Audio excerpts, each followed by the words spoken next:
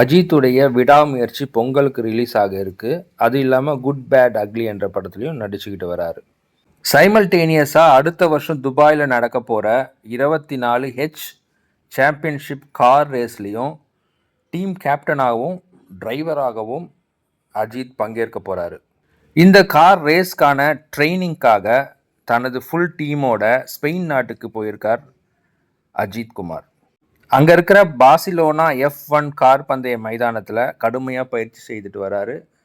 அதற்காக அவருடைய முழு டீமோட அங்கே போயிருக்கார். 15 வருஷத்துக்கு அப்புறம் மீண்டும் இந்த கார் பந்தயத்தில் பங்கேற்க இருக்கிறாரு அஜித்குமார். அதனால் இது பெரிய எதிர்பார்ப்பை உண்டு பண்ணியிருக்கு. இந்த துபாய் காம்படிஷனுக்காக இந்திய தேசிய கொடி மற்றும் தமிழக விளையாட்டு லோகோவுடன் புதிய பந்தய காரும் தயாராகி வருகிறது. அஜித்குமாருக்கு பலரும் வாழ்த்து தெரிவிக்கிறார்கள். நாமும் வாழ்த்துவோம். All the best Ajith.